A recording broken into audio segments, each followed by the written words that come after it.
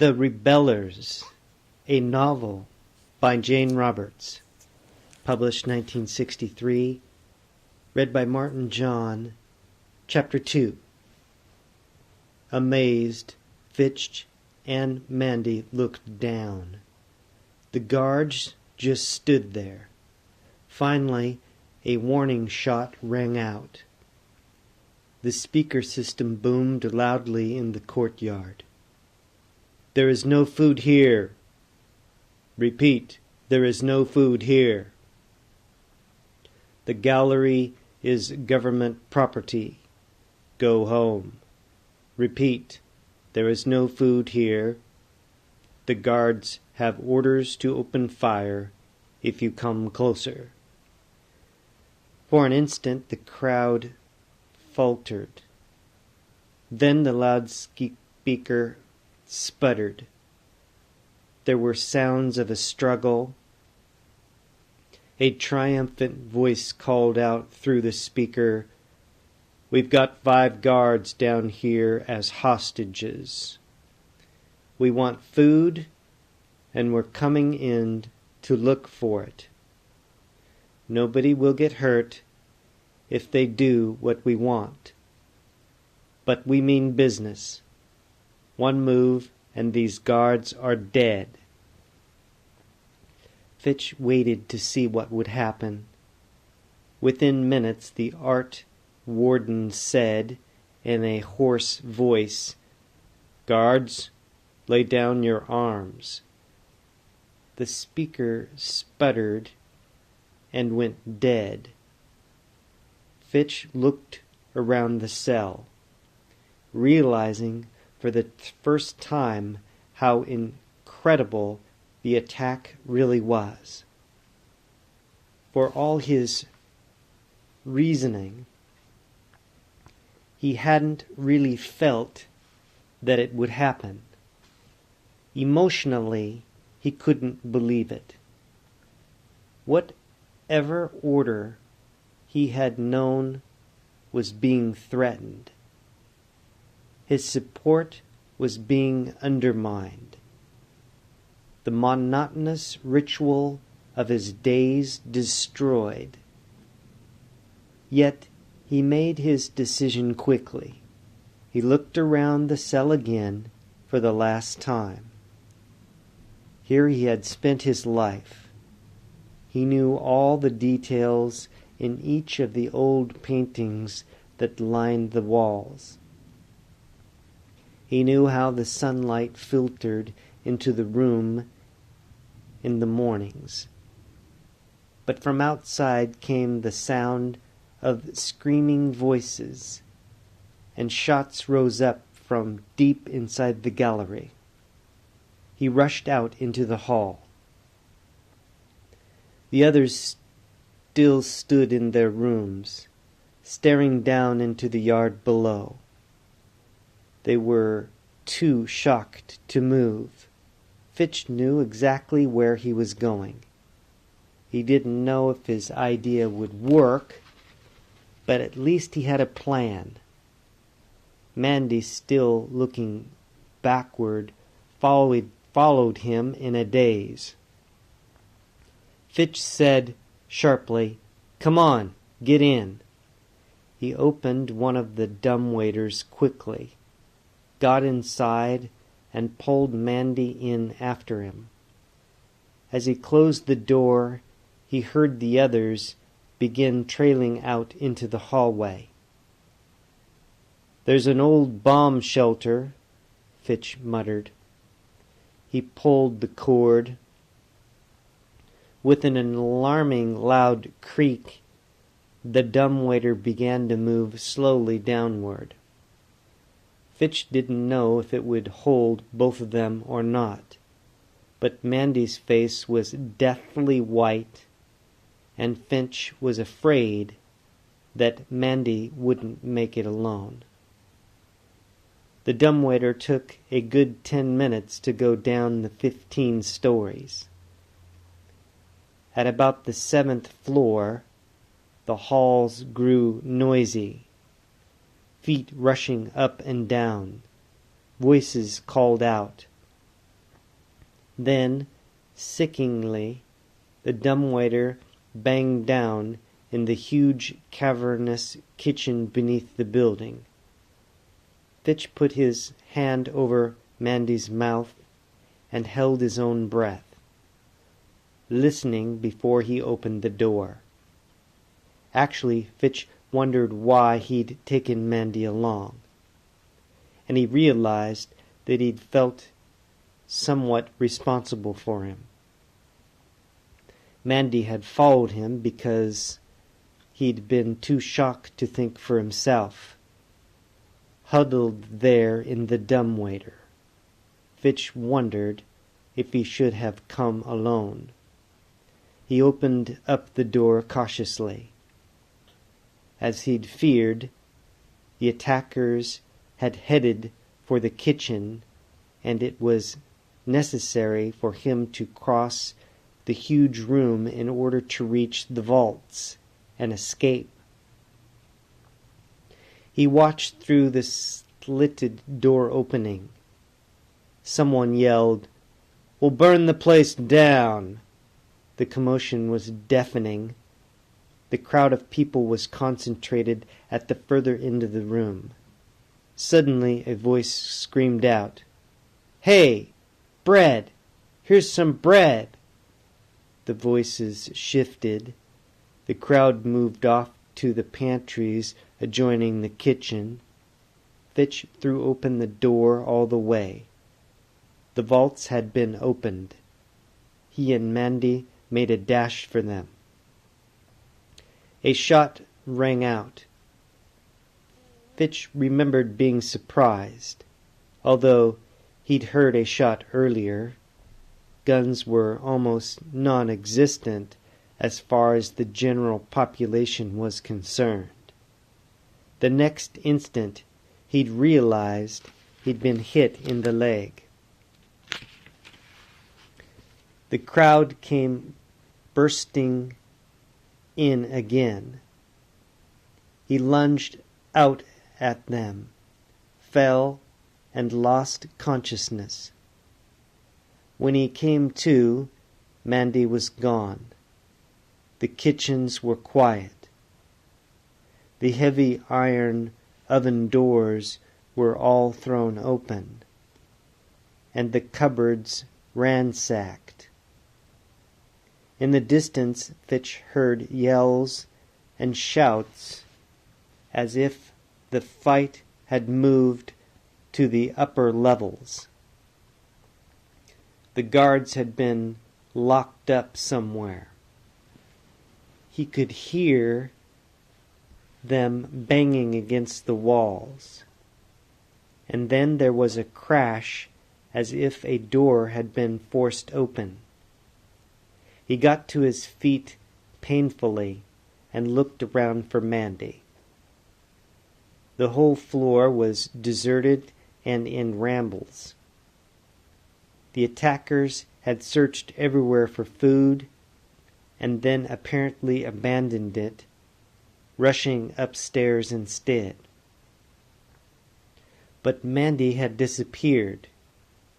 He wasn't dead, Finch realized, or he would have found the body. The shouting above grew louder. It sounded as if the guards had freed themselves.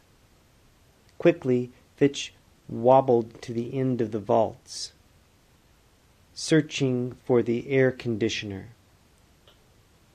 It had been installed over a century ago, just before the Chinese nation was destroyed by plague. The government thought that there might be war, and the whole basement of the gallery had been converted to a shelter. An old artist, now dead, told Finch about it, and he'd found the antiquated air conditioner one day when he was on kitchen duty. It was dark in the vaults. Old paintings fell as he brushed by them. He felt his way along, keeping an eye out for Mandy as he crept along, Then finally his hands ran along the edges of the conditioner, and he paused. He found the rusty filter and pushed it out. A rush of cool air told him that the hole went through to the outside. He was afraid that, for all his plans, the hole was smaller than he remembered. But by wiggling he made it, and tumbled out into the courtyard. Everything was dark. The lights in the yard were out. Looking up, he saw that some of the electric circuits were off and some were on, so that parts of the gallery glazed with lights and others were dark as pitch. He made it to his feet, wincing at the pain in his leg. The bullet had gone through his flesh. He leaned against the wall of the building to rest. Again he looked around for Mandy and called his name out softly in the darkness, but no one answered. He waited as long as he dared, trying to get his bearings. One floor of the gallery that had been dark suddenly sprang into light again. It looked as if the attackers were losing ground. In any case, Fitch knew that reinforcements would be coming soon. If he didn't hurry, the lights might flash on in the courtyard. Sweat broke out on his forehead. He winced again. The gallery almost looked friendly. Its familiarity seemed overwhelming, so that for a moment he felt that it was impossible for him to take the last steps to freedom. He was almost tempted to sneak back through the air conditioner, through the vaults, and back inside. He almost wished that he was back in his cell, and he wondered if that was where Mandy had gone. But all the while he moved forward. He went across the courtyard to the high wall, hugging it for support. The gate was open. The sight of it, crumpled, was more surprising than anything else. He couldn't see over the wall itself, but he could already hear the city's tumult. He edged behind the truck that the attackers had used. It still stood there. The gate was right before him. At his first glimpse of the outside, he backed in again, shocked. Then, holding his leg, he plunged through the gate for the final time. The city hit him like a slap in the face. He was tempted even then to return, but some angry determination held him back, and he hobbled out into what seemed a world of utter madness. The city Contropolis instantly sprang up about him, gripping him inexorably. It was like nothing he had ever seen or experienced before. He realized in a flash the difference between seeing the outside from a distance and being caught in it.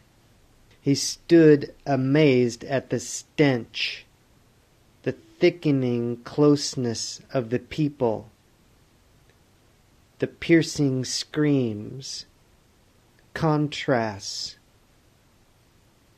erratic and unbelievable, struck at him everywhere.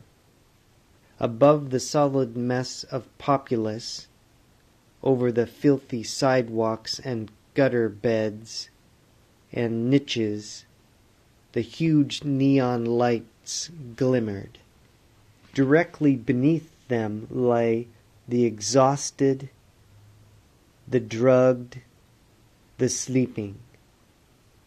They sprawled out in rags and shelters of cardboard or rotted, dew-soaked paper. Fitch stood transfixed. For an instant he was incapable of motion. He hadn't believed the conditions could be so bad.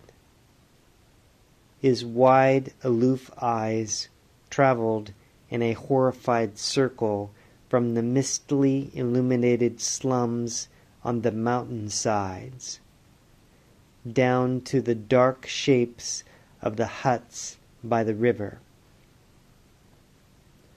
Tall, flimsy apartment houses rose some 10 stories high somewhere in the heart of the city. But directly in front of him lay a maelstrom of disease and filth.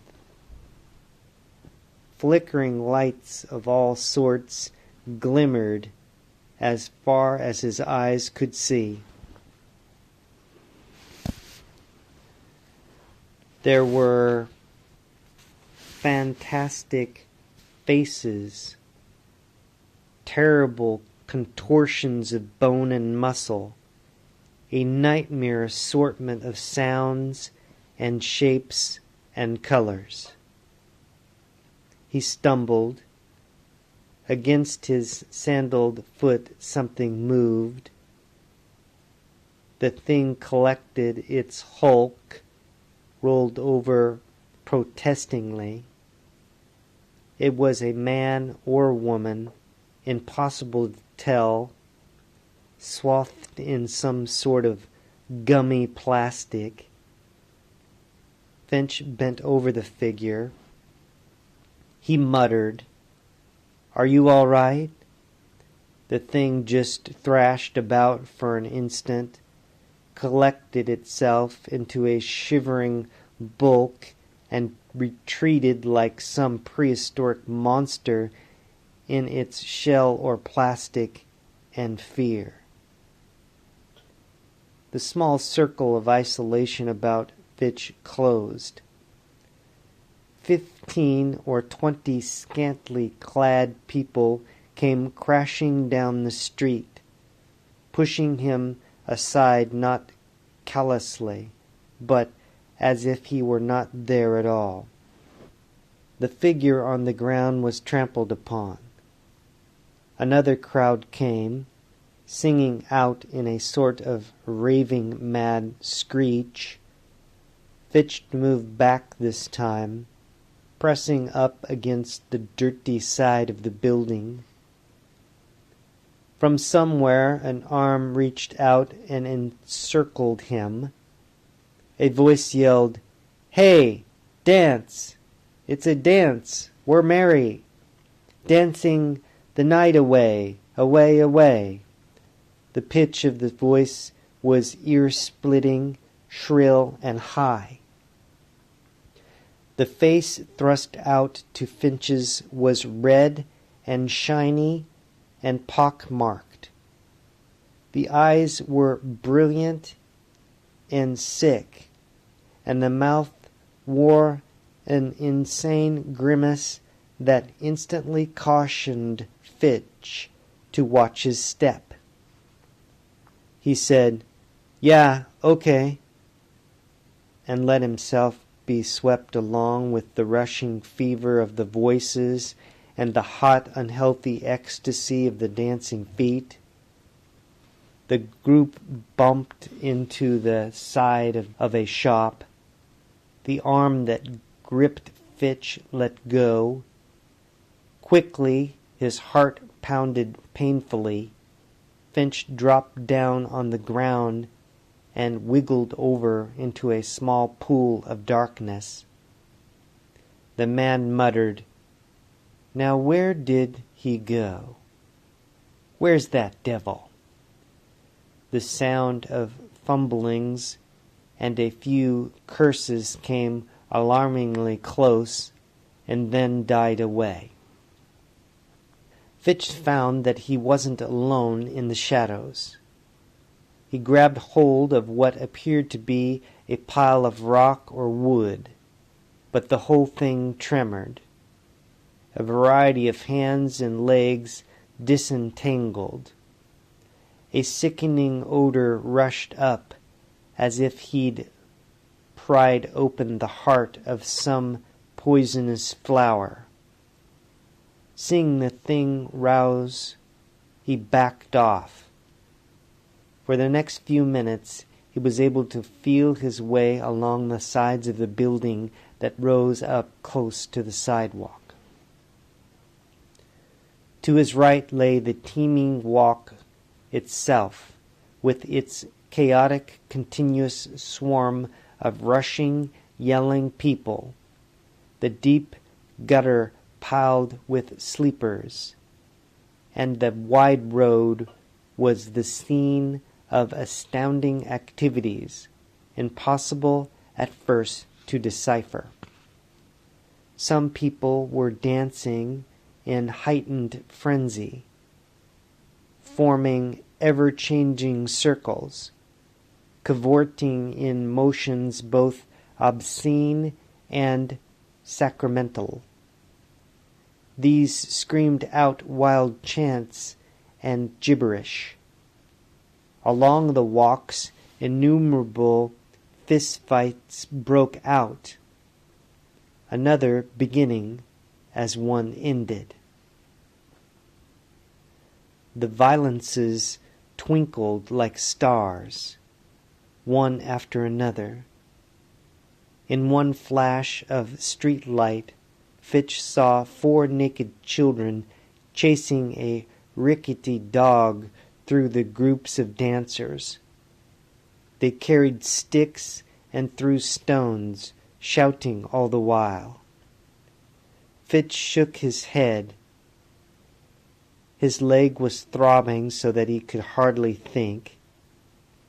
He knew he should get to a doctor if he could find one. It occurred to him that he might be in delirium, and that the sights he saw were merely the figments of a fevered mind. He tried to pull himself together. Suddenly, the buildings stopped. The street opened up into a large lighted square that looked like some crazy carnival ground. Groups of people slept right out on the sidewalks, and the rest of the populace walked over them blithely, as if they were merely bumps on the walk. Wild dances sprang up, blazed for 5 minutes, and suddenly died out again. The dancers fell down, exhausted, upon the other bodies, and more dancers took their places. Finch had been aware of coherent voices, sharp with command and meaning, but they had been in the background. Now they were loud and clear. Loudspeakers blared from the tops of the buildings in the square. He was so dizzy that when he looked upward, he reeled, tripped, and fell down. Instantly people walked over him. He couldn't get up. As best he could, he burrowed his head, shaking within sudden nausea, to find his cheeks resting on someone else's lice-ridden neck. The loudspeakers blared out, "Produce, citizens! The first commandment is produce. Work, work, work. Go, go, go. Work, work, work. Play if you want, but work you must." Finch groaned. His face itched. Some of the lice crawled up his arm, and he sprang to his feet with an impetus of desperation. His leg felt as if it were going to fall off. Painfully he dragged himself along, knowing that if he fell down again, he was done for. Wearily now, he looked around for a place to relax. A group not too far off caught his eye, and he stared over with exhausted determination.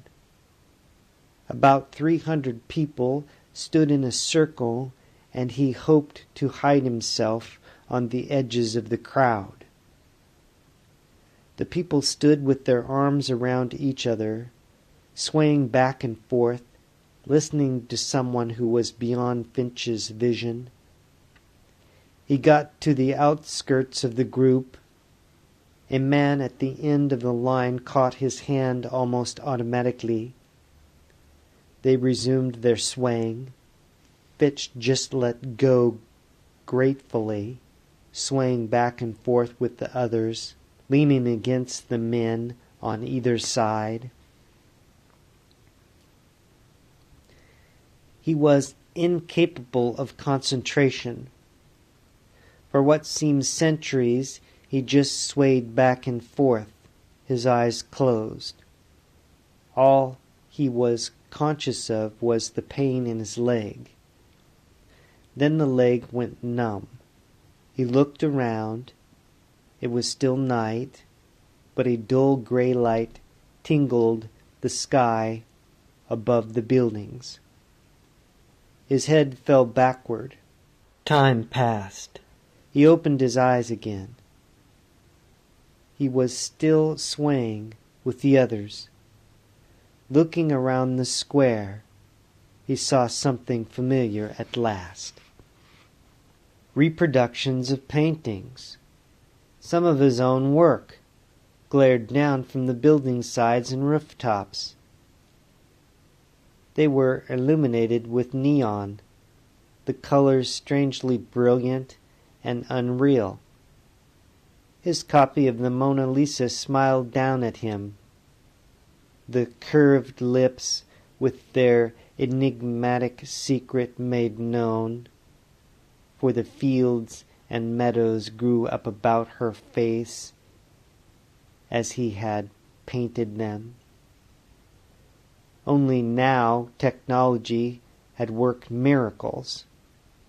The fields were actually waving, the brush strokes moving eerily up and down before the smile of benediction on the Mona Lisa's face, so that her eyes and cheeks were composed of the waving grain.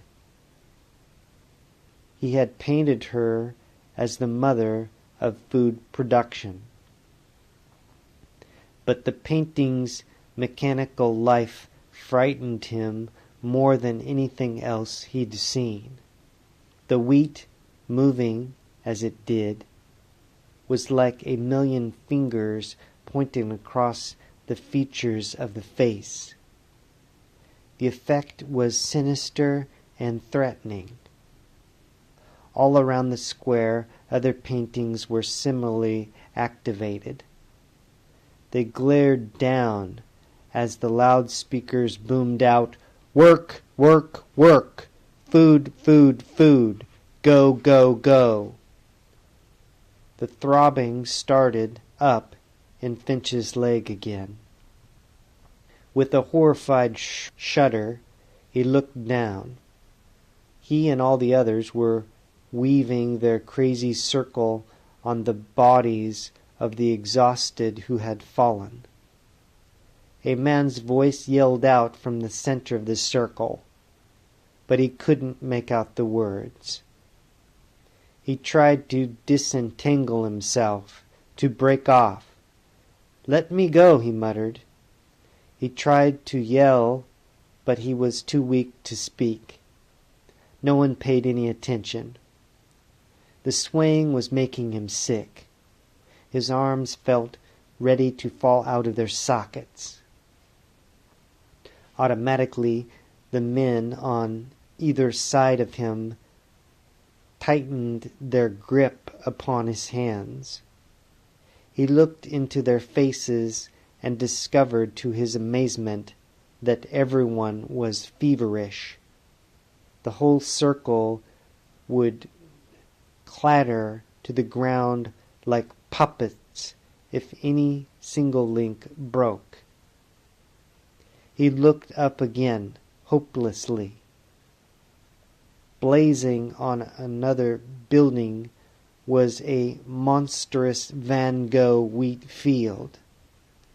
The wheat shimmered angrily, moved constantly like a million raging fires. Again, the brushstrokes had been almost magically activated, but the effect of the violence was breathtaking. He felt as if he was being consumed by flames. His head reeled. His hands and arms went slack. His feet left the ground. He blacked out. Unknowing, uncaring, the circle swept him round. In Chapter 2, author note, this is the first read in one take. I'll go back and, edit, repeat and things. Hope you enjoy. Peace, light, and love. Aloha. Which is never goodbye.